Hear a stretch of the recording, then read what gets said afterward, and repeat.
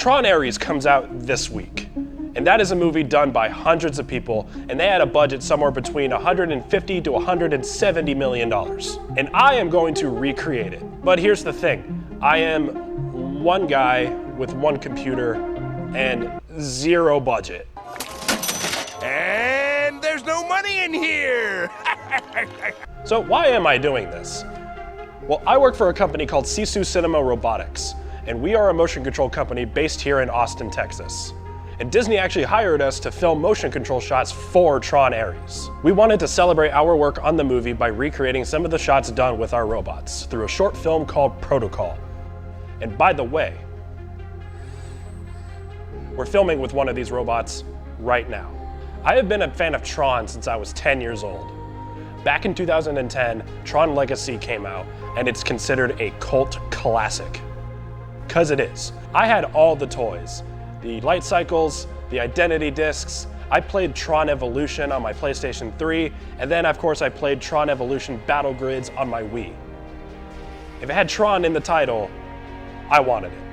So when I initially pitched the short film to Sisu and got it greenlit, not gonna lie, I got pretty dang excited. So the biggest shot that we want to recreate is this one.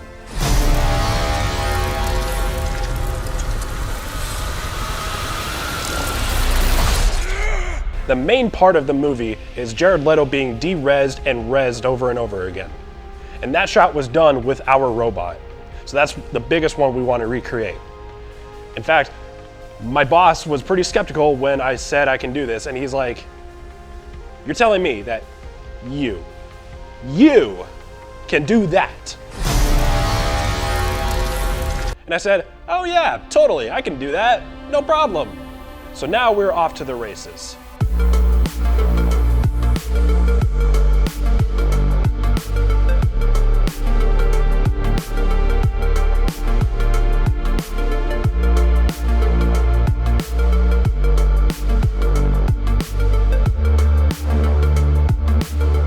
TJ, what do we got over here?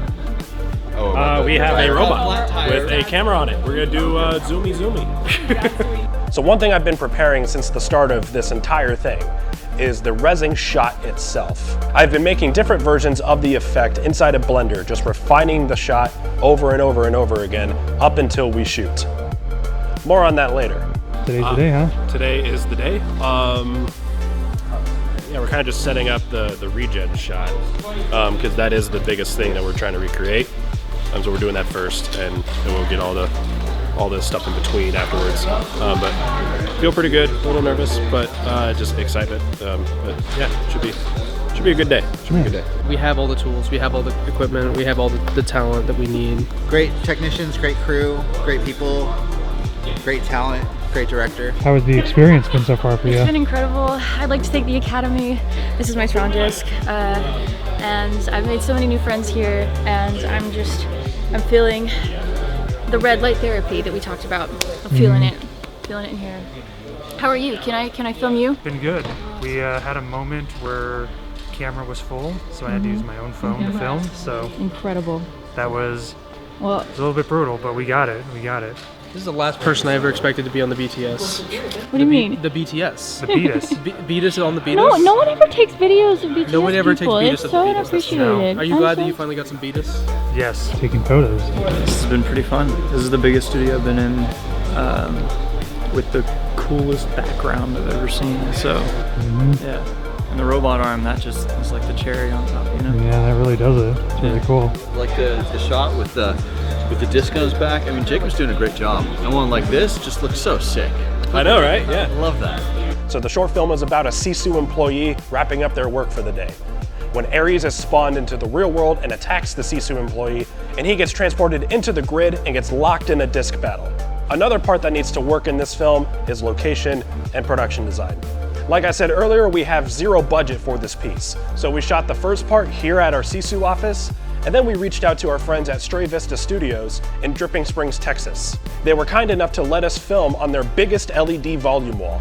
In fact, it's the biggest LED volume wall in Central Texas. They even designed the grid environment for us. Thank you, guys. Perhaps one of the biggest looks in Tron is the costumes themselves. And so I reached out to Nick at Plentiful Props 3D. He made an amazing Tron Ares cosplay, and when I pitched him the idea for this video, he was so down to do it, he flew all the way down here to Austin, Texas from Canada. We filmed content for his social media in his Ares cosplay, and he even let us use his other identity disc props and his other Tron cosplay pieces, like the Flynn jacket, and we gave that to our other actor, Jacob Aker. Now that we got the film shot, it was time for post-production. Once I got all the shots roughly placed in a timeline, I then moved on to the visual effects. Some shots were full CGI, others were composites, and some were both. For our biggest shot, which is the rezzing shot, we filmed Nick on a table similar to how our robot operator Mike Morgan filmed Jared Leto up in Vancouver. I then exported the robot move from the software Sisu Lab as an FBX file, and then imported that into Blender. And now I have the same robot move, just digitally. I then brought in the footage, lined everything up in 3D space, and then I started working on the effect itself. For the effect itself, I then dropped in an Ares model that I made myself through the same 3D files that Nick used to 3D print his costume. I then used a combination of displace modifiers and remesh modifiers to create each layer for the effect. Because when you look at the original shot, there are many layers of circuitry, cubes, voxel meshes, and then of course, the final layer of Ares. So of course, I did my own version of this myself. For the mesh reveal effect, each layer had its own material, and I used different math nodes to reveal the geometry through an empty. And each layer was offset a little bit to make it look like one layer was forming before the next layer. I then used different textures like Voronoi textures, noise textures, and even a wave texture to create the little circuitry layer. I then mapped the reveal controller node to an emission material and gave it a color ramp to give it the color that I want for the edge glow. So once I had all the pieces in place, I then animated the controller empty to reveal the whole mesh, and then I moved the hand movement to Nick from the real footage. I then brought in the footage through images as planes, parented it to the camera, and then used Ian Hubert's green screen method with the scaling to make it look like it's actually part of the scene when the visor closes over Nick's face. So now I've done the full rezzing effect. Now we need to add in the environment and model the table. So for the table, luckily I have reference images from the actual set of Tron, which I don't know if I can show. And so I modeled a table that roughly looks similar to what was actually used on set. And for the environment, I was sent the Unreal Engine project file from Stray Vista Studios, and I exported the whole environment as an FBX file and brought it into Blender and gave it the materials, the emission materials, and all that. And now we have the same exact environment that we had on set. And that is the overall breakdown of how I did the rezzing shot. The rest of the VFX were full CGI, screen replacements, enhancing the glow on the discs. And once all that was completed, I then sound designed the film and color graded the shots. I then created this cool 80s style title sequence for the credits. And finally, I created this cool reveal effect with the Sisu logo, totally copying Disney. And then I showed the cut to my bosses. And boy, was that terrifying. To say that they loved it is an absolute understatement. I was absolutely terrified to show them what I've done because there was no reference whatsoever of the Tron rezzing effect aside from the actual shot itself. No one has recreated it, at least that I've seen, so I had to figure it out all on my own.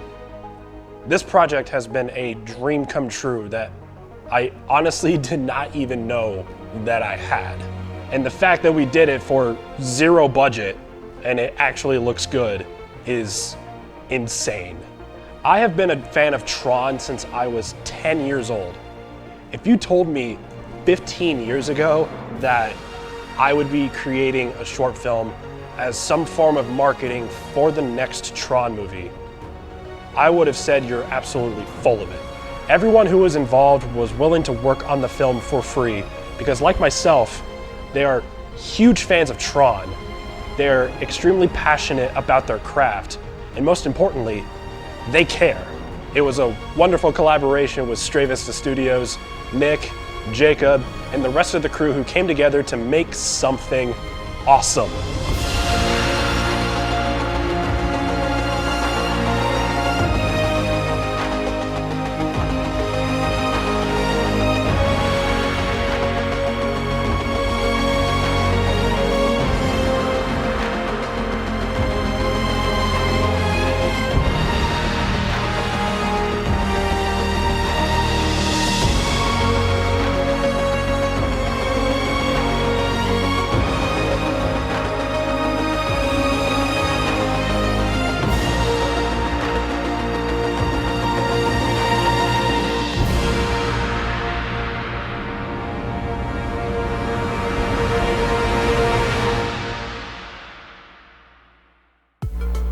you enjoyed this video, drop a like and subscribe to my YouTube channel.